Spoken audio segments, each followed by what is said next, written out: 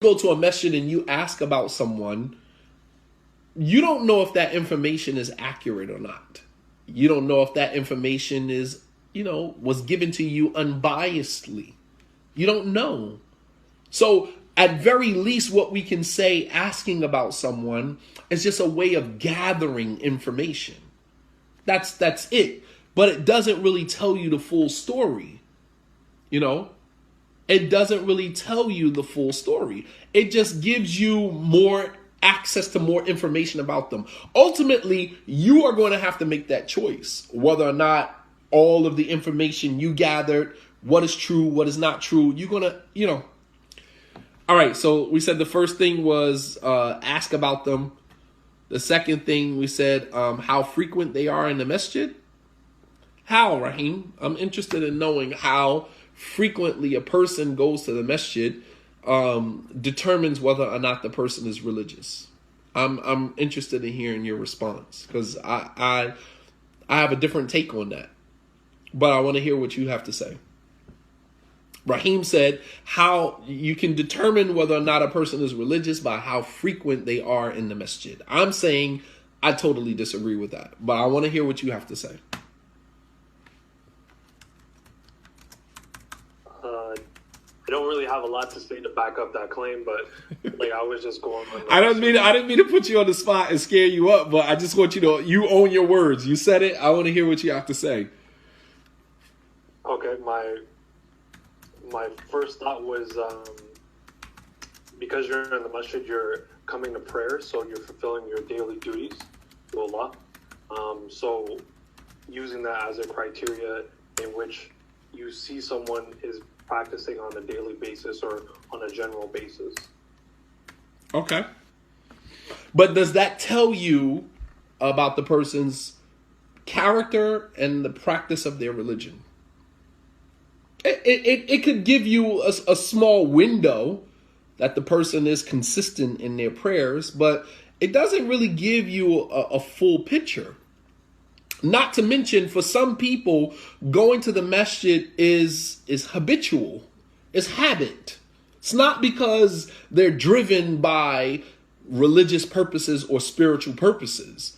I mean, we've actually just seen situations where, Quran teachers have been molesting boys. I don't know about in Canada, but here in America, a Quran teacher was just arrested for molesting, a child in the masjid. We've had incidents where, and these are people who are Quran teachers. Obviously, they frequent the masjid every single day. So, I mean, what we're seeing is a different reality.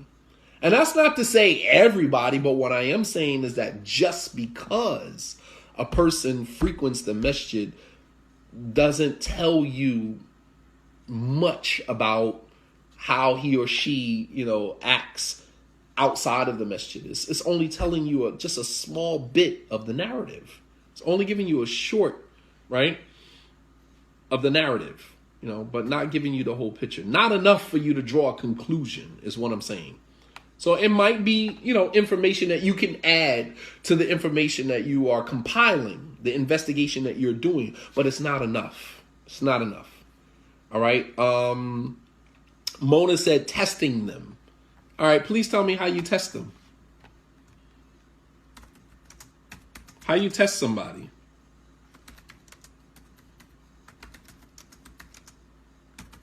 Mona, I'm waiting to hear. We're talking about how do we determine whether or not the Prophet ﷺ instructed us to marry the person with deen. Okay, how do we know if a person has deen or has good character? How do we ascertain that? That they're actually religious.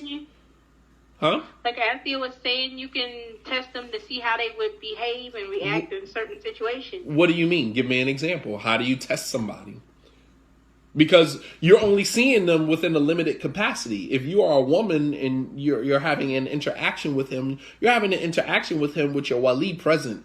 And obviously, in that space, everybody's going to have on their best face. How would you test him? I'm curious. That's a good question. Everything you guys throw out, I'm going to debunk. because this is what we have been doing in the Islamic community for years. And we're not actualizing what the Prophet ﷺ is actually saying. How do you determine whether or not somebody is religious or not? I'm just curious. See how they act in certain situations? Okay, in what situations? I mean, your interaction with them prior, we're talking about premarital. So you're not married to the person. You're not engaged to the person. You're just trying to find out whether or not this person is the right choice for you. And you guys are talking about testing them and seeing how they act in certain situations, almost as if you're already living with them. You're not living with this person.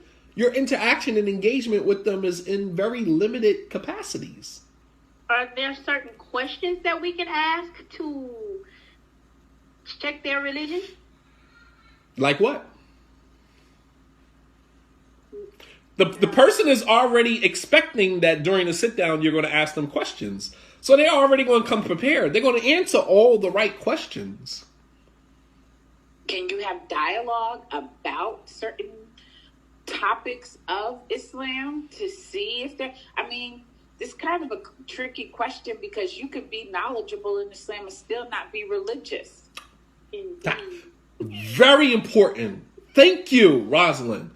Because you could be sitting with a guy who's an imam or student of knowledge and they got all of the lingo, all of the Islamic vernacular. They got it all down pat because Sheikh Fulan said here and this Sheikh said that. And according to Islam, this and that. But they're not religious at all.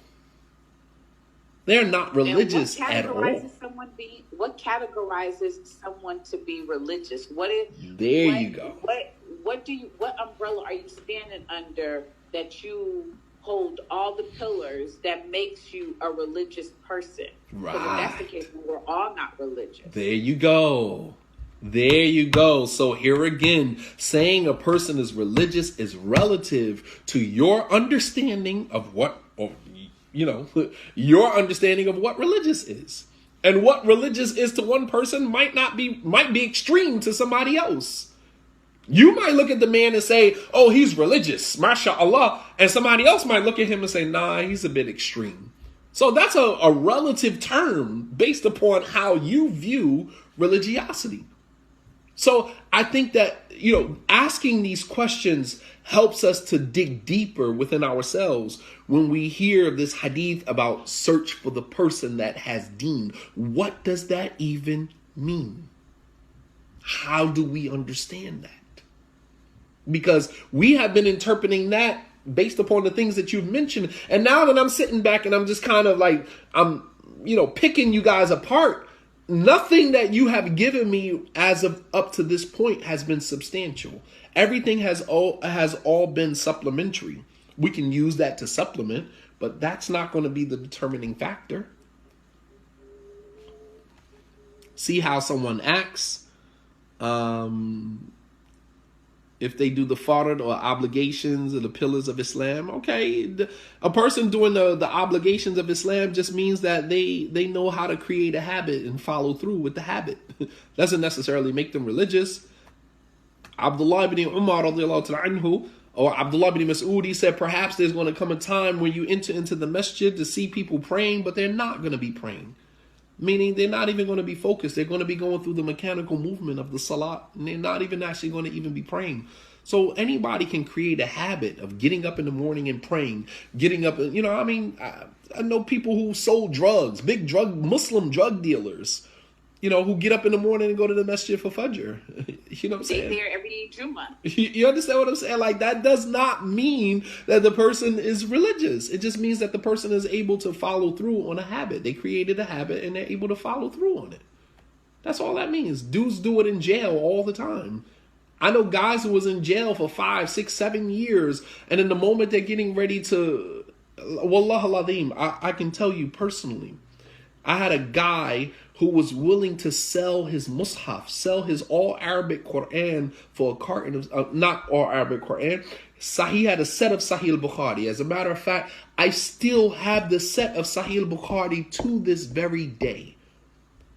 Sahih al-Bukhari in the prison was like gold for the religious, Muslims in jail. It was gold because not too many people could afford it at that time.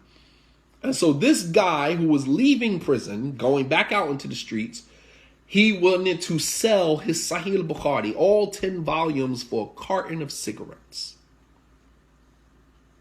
Because he didn't need Sahih al-Bukhari anymore because he was going home.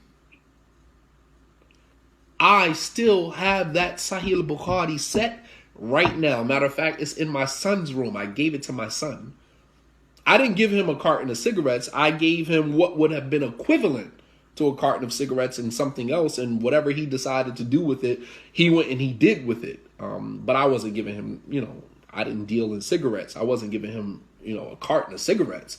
But I gave him what the carton of cigarettes would have been equivalent to in jail, in jail cosmetics and all the other stuff. You understand? Okay, how they treat their parents. That's very good. Okay. How they engage their parents. Okay. That's, here again, supplementary. That's not telling you the full story, but it is giving you some background, so you're gathering information. All right. Keep going.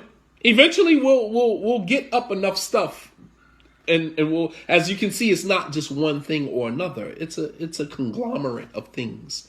Go ahead, Mona.